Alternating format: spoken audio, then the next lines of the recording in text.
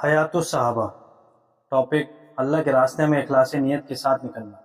حضرت ابو ہریرہ رضی اللہ عنہ فرماتے ہیں کہ ایک آدمی نے حضور صلی اللہ علیہ وسلم سے پوچھا، اے اللہ کے رسول صلی اللہ علیہ وسلم، ایک آدمی جہاد میں اس نیت سے جاتا ہے کہ اسے دنیا کا کچھ سامان مل جائے گا۔ حضور صلی اللہ علیہ وسلم نے فرمایا اسے کچھ اجر نہ ملے گا۔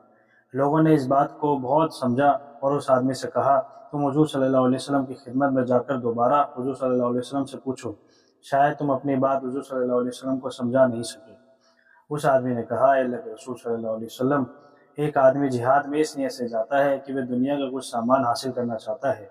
آپ نے فرمایا اسے کوئی اجر نہیں ملے گا۔ لوگوں نے اس بات کو بہت بڑا سمجھا۔ اس آدمی سے کہا، جاؤ پھر حضور صلی اللہ علیہ وسلم سے پوچھو۔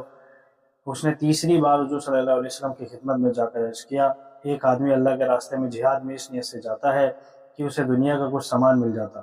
حضور صلی اللہ علیہ وسلم نے فرمایا اسے کوئی اجر نہیں ملے گا۔ حضرت ابو امامہ رضی اللہ عنہ فرماتے ہیں کہ ایک آدمی نے حضور صلی اللہ علیہ وسلم کی خدمت میں حاضر ہو کر عرض کیا کہ آپ ذرا یہ بتائیے کہ ایک آدمی لڑائی میں شریک ہو کر ثواب بھی حاصل کرنا چاہتا ہے اور لوگوں میں شہرت بھی، تو اسے کیا ملے گا؟ آپ صلی اللہ علیہ وسلم نے فرمایا اسے کچھ نہیں ملے گا۔ اس آدمی نے اپنا سوال 3 بار دہرایا۔ حضور صلی اللہ علیہ وسلم نے ہر بار اسے وہی جواب دیا، اسے کچھ نہیں ملے گا۔ پھر آپ نے فرمایا کہ اللہ صرف وہی عمل قبول کرتا ہے جو خالص ہو، اللہ کی رضا کے لیے کیا گیا ہو۔ حضرت عاصم بن عمر بن قتادہ رضی اللہ عنہ فرماتے ہیں کہ ہم لوگوں میں ایک پردیسی آدمی رہتا تھا، اسے کوئی نہیں جانتا تھا کہ وہ کون ہے۔ لوگ اسے کجمان کہتے تھے۔ جب بھی اس کا ذکر ہوتا تو حضور صلی اللہ علیہ وسلم فرماتے کہ یہ تو دوزخ والوں میں سے ہے۔ احد کی لڑائی کے دن اس نے خوب زور شور سے لڑائی کی۔ اس نے اکیلے ہی 7-8 مشرکوں کو قتل کر ڈالا، اور وہ تھا بھی بڑا لڑاکا اور بہادر۔ آخر وہ زخموں سے نڈھال ہو گیا تو اسے بنو ظفر کے محلے میں اٹھا کر لایا گیا تو بہت سے مسلمان اسے کہنے لگے، اے قزمان، آج تو تم بہت بہادری سے لڑے، تمہیں خوشخبری ہو۔ اس نے کہا، مجھے کس چیز کی خوشخبری ہو؟ اللہ کی قسم، میں نے تو صرف اپنی قوم کے نام کی لڑائی لی ہے، اگر میرا مقصد یہ نہ ہوتا تو میں ہرگز نہ لڑتا۔ چنانچہ جب اس کے زخموں کی تکلیف بڑھ گئی تو اس نے ترکش میں سے ایک تیر نکالا، اس سے خودکشی کر لی۔ حضرت ابو ہریرہ رضی اللہ عنہ فرمایا کرتے ہیں کہ مجھے ایسا آدمی بتاؤ جو جنت میں تو جائے گا لیکن اس نے کوئی نماز نہیں پڑھی۔ جب لوگ اس کے بارے میں نہ جاننے کی بات کرتے تو ان سے پوچھتے کہ وہ کون ہے، تو وہ فرماتے کہ بنو عبد الاشہل کے اسیرم ہے، جس کا نام عمر بن ثابت بن وقش ہے۔ حضرت حسین فرماتے ہیں کہ میں نے حضرت محمود بن لبید سے پوچھا کہ حضرت اسیرم کا کیا قصہ ہے، تو انہوں نے بتایا کہ ان کی قوم ان کو اسلام کی دعوت دیا کرتی تھی لیکن وہ ہمیشہ انکار کرتے تھے۔ احد کی لڑائی کے دن ایک دم ان کے دل میں اسلام لانے کی سوچ پیدا ہو گئی، وہ مسلمان ہو گئے، اپنی تلوار لے کر چل پڑے، ایک کنارے سے مجمع میں جا کر لڑائی شروع کر دی، یہاں تک کہ زخموں سے نڈھال ہو کر گر پڑے۔ لڑائی کے بعد قبیلہ بنو عبد الاشہل کے لوگ لڑائی کے میدان میں شہید ہونے والے اپنے ساتھیوں کو تلاش کرنے لگے تو ان کی نگاہ حضرت اسیرم پر پڑی تو وہ کہنے لگے، اللہ کی قسم، یہ تو اسیرم ہے، یہ یہاں کیسے آ گئے؟ ہم تو ان کو مدینہ میں چھوڑ کر آئے تھے، یہ تو ہمیشہ اسلام کی اس بات کا انکار کیا کرتے تھے۔ کہ تو ان لوگوں نے حضرت اسیرم کو پوچھا، اے عمر، آپ یہاں کیسے آئے؟ اپنی قوم کی ہمدردی میں یا اسلام کے شوق میں؟ انہوں نے کہا، نہیں، اسلام کے شوق میں اللہ اور اس کے رسول صلی اللہ علیہ وسلم پر ایمان لایا ہوں، مسلمان ہو چکا ہوں۔ پھر میں اپنی تلوار پکڑ کر حضور صلی اللہ علیہ وسلم کے ساتھ چل پڑا، میں نے لڑنا شروع کیا، یہاں تک کہ میں اتنا زخمی ہو گیا۔ اتنا کہنے کے تھوڑی دیر بعد ہی ان کے ہاتھوں میں حضرت اسیرم کا انتقال ہو گیا۔ ان لوگوں نے جا کر حضور صلی اللہ علیہ وسلم سے ان کا سارا واقعہ ذکر کیا۔ حضور صلی اللہ علیہ وسلم نے فرمایا، وہ جنت والوں میں سے ہے، لہٰذا انہیں اسلام لانے کے بعد ایک نماز بھی پڑھنے کا موقع نہیں ملا۔ حضرت ابو ہریرہ رضی اللہ عنہ فرماتے ہیں کہ حضرت عمر بن عکیش رضی اللہ عنہ نے جاہلیت کے زمانے میں سود پر قرض لیا۔ وہ اسلام لانے کے لیے تیار ہو گئے تھے لیکن سود کا مال وصول کرنے سے پہلے مسلمان ہونا نہیں چاہتے تھے۔ احد کی لڑائی کے دن وہ آئے، انہوں نے پوچھا کہ میرے چچیر بھائی کہاں ہیں؟ لوگوں نے بتایا کہ وہ تو اس وقت احد میں ہے۔ انہوں نے کہا، احد میں؟ وہ زرہ پہن کر اپنے گھوڑوں پر سوار ہوئے اور پھر اپنے چچیرے بھائیوں کی طرف چل پڑے۔ جب مسلمانوں نے ان کو آتے ہوئے دیکھا تو ان سے کہا، اے عمر، ہم سے پرے رہو۔ انہوں نے کہا، میں تو ایمان لا چکا ہوں۔ اس کے بعد انہوں نے کافروں سے خوب زور سے لڑائی کی، یہاں تک کہ زخمی ہو گئے۔ پھر ان کو زخمی حالت میں اٹھا کر ان کے گھر والوں کے پاس پہنچایا گیا۔ وہاں ان کے پاس حضرت سعد بن معاذ رضی اللہ تعالیٰ عنہ آئے اور انہوں نے ان کی بہن سے کہا کہ ان سے پوچھو کہ احد کی لڑائی میں اپنی قوم کی حمایت میں شریک ہوئے تھے یا اللہ اور اس کے رسول صلی اللہ علیہ وسلم کی وجہ سے غصے میں آ کر؟ انہوں نے کہا نہیں، اللہ اور اس کے رسول صلی اللہ علیہ وسلم کی وجہ سے غصے میں آ کر احد کی لڑائی میں شریک ہوا تھا۔ اس کے بعد ان کا انتقال ہو گیا اور یہ جنت میں داخل ہو گئے، حالانکہ ان کو اللہ کے لیے ایک بھی نماز پڑھنے کا موقع نہ ملا۔ حضرت شداد بن حاد فرماتے ہیں کہ ایک دیہاتی آدمی حضور صلی اللہ علیہ وسلم کی خدمت میں آیا، آپ پر ایمان لایا، آپ کی پوری طرح پیروی کی، چنانچہ اس نے کہا کہ میں بھی ہجرت کر کے آپ کے ساتھ رہوں گا۔ جب خیبر کی لڑائی میں حضور صلی اللہ علیہ وسلم کو غنیمت کا مال ملا تو آپ نے اسے صحابہ میں بانٹ دیا اور آپ نے اس غنیمت کے مال میں سے اس کا حصہ اس کے ساتھیوں کو دے دیا۔ وہ اس وقت اپنے ساتھیوں کے جانور چرانے گیا ہوا تھا۔ جب وہ واپس آیا تو ساتھیوں نے اس کا حصہ دیا تو اس نے کہا یہ کیا ہے؟ ساتھیوں نے کہا یہ تمہارا وہ حصہ ہے جو حضور صلی اللہ علیہ وسلم نے تمہارے لیے دیا ہے۔ اس نے حضور صلی اللہ علیہ وسلم کی خدمت میں جا کر عرض کیا، میں نے اس مال لینے کے لیے تو آپ کی پیروی نہیں کی تھی، میں نے آپ کی پیروی اس لیے کی تھی تاکہ مجھے گلے کی طرف اشارہ کرتے ہوئے یہاں تیر لگے اور میں مر جاؤں اور میں جنت میں چلا جاؤں۔ حضور صلی اللہ علیہ وسلم نے فرمایا اگر تمہاری نیت سچی ہے تو اللہ اسے ضرور پورا فرما دیں گے۔ پھر صحابہ اکرام رضی اللہ تعالیٰ عنہ دشمن سے لڑنے کے لیے اٹھ کھڑے ہوئے۔ یہ دیہاتی بھی لڑائی میں شریک ہوئے اور زخمی ہو گئے۔ ان کو اٹھا کر حضور صلی اللہ علیہ وسلم کی خدمت میں لایا گیا، جہاں اس نے اشارہ کر کے بتایا تھا وہاں ہی اسے تیر لگا تھا۔ حضور صلی اللہ علیہ وسلم نے فرمایا یہ وہی ہے؟ صحابہ اکرام رضی اللہ عنہ نے کہا جی ہاں۔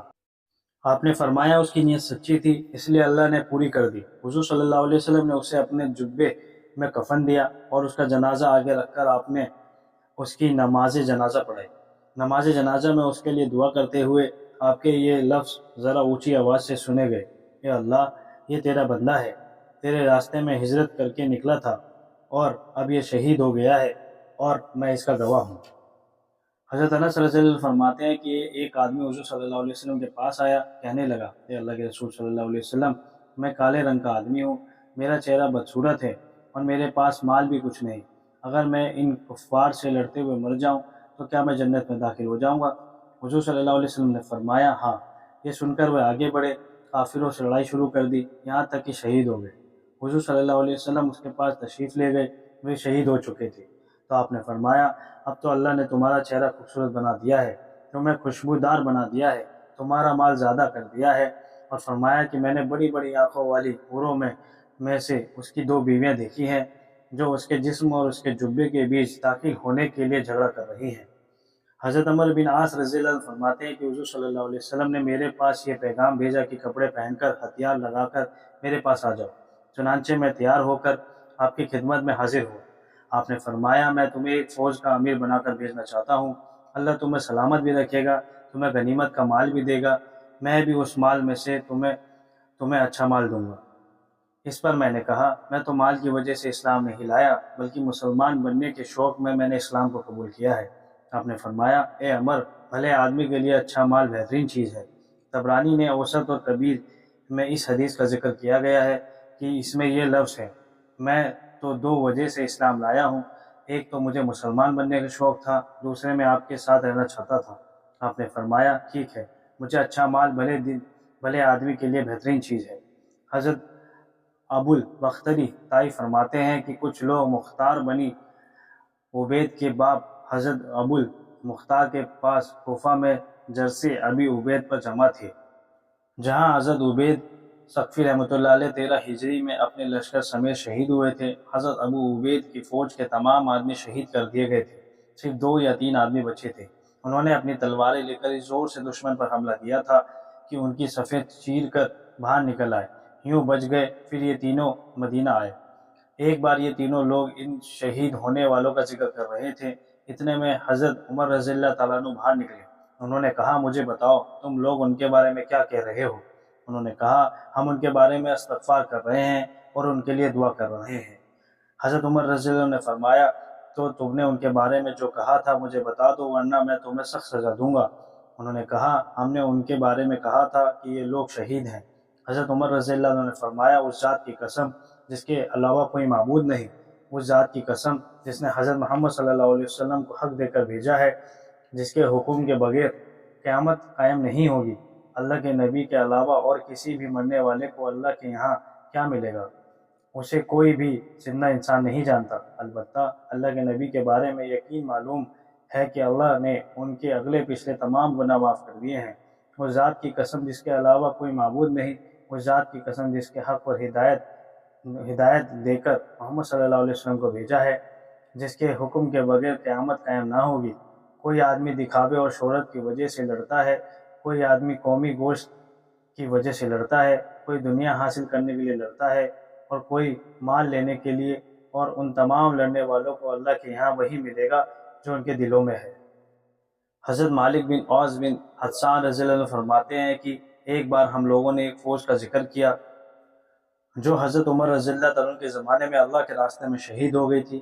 ہم میں سے کسی نے تو یہ کہا کہ وہ سب اللہ کے لیے کام کرنے والے تھے، اللہ کے راستے میں نکلے ہوئے تھے، اللہ ان کو ضرور اجر و ثواب دیں گے۔ کسی نے یہ کہا کہ اللہ ان کو قیامت کے دن اسی نیت پر اٹھائیں گے جس پر اللہ نے ان کو موت دی تھی۔ اس پر حضرت عمر رضی اللہ عنہ نے فرمایا، ہاں، اس ذات کی قسم جس کے قبضے میں میری جان ہے، اللہ ان کو اس کے نیت کے مطابق اٹھائیں گے جس پر اللہ نے ان کو موت دی۔ کیونکہ کوئی آدمی تو دکھاوے شہرت کے لیے لڑتا ہے، کوئی دنیا لینے کے لیے لڑتا ہے، کسی کو لڑائی سے بچنے کا کوئی راستہ نہیں ملتا اس لیے وہ مجبور ہو کر لڑتا ہے، اور کوئی اللہ کے ثواب حاصل کرنے کے لیے لڑتا ہے اور ہر طرح کی تکلیفوں پر صبر کرتا ہے۔ یہ ثواب کے لیے لڑنے والے ہی شہید ہیں۔ لیکن مجھے بھی معلوم نہیں کہ میرے ساتھ کیا ہوگا، تمہارے ساتھ کیا ہوگا۔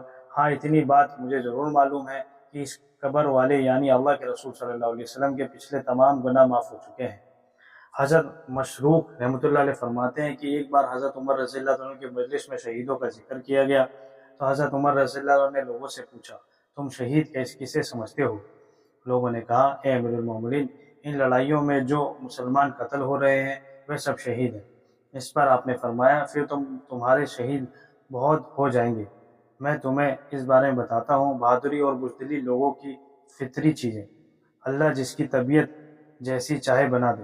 بہادر آدمی تو جذبے سے لڑتا ہے اور اپنے گھر والوں کے پاس واپس جانے کی پرواہ بھی نہیں کرتا۔ بزدل آدمی اپنی بیوی کی وجہ سے لڑنے کے میدان سے بھاگ جاتا ہے۔ شہید وہ ہے جو اللہ کی اجر و ثواب لینے کی نیت سے اپنی جان پیش کرے۔ کامل مہاجر وہ ہے جو ان تمام چیزوں کو چھوڑ دے جن سے اللہ نے روکا ہے، اور کامل مسلمان وہ ہے جس کی زبان اور ہاتھ سے سارے مسلمان بچے رہیں۔ حضرت امام رحمۃ اللہ علیہ فرماتے ہیں کہ حضرت عبداللہ بن زبیر رضی اللہ عنہ نے اپنی ماں حضرت اسماء رضی اللہ عنہ کے پاس پیغام بھیجا کہ تمام لوگ مجھے چھوڑ کر چلے گئے ہیں، یہ میرے مخالف لوگ مجھے صلح کی دعوت دے رہے ہیں۔ تو انہوں نے جواب میں فرمایا، اگر تم اللہ کی کتاب کو، اللہ کے نبی کریم صلی اللہ علیہ وسلم کی سنت کو زندہ کرنے کے لیے نکلے تھے تو پھر تمہیں اسی حق بات پر جان دینی چاہیے۔ اگر تم دنیا لینے کے لیے نکلے تھے تو پھر نہ تمہارا زندہ رہنا جانے میں خیر ہے اور نہ مر جانے میں خیر۔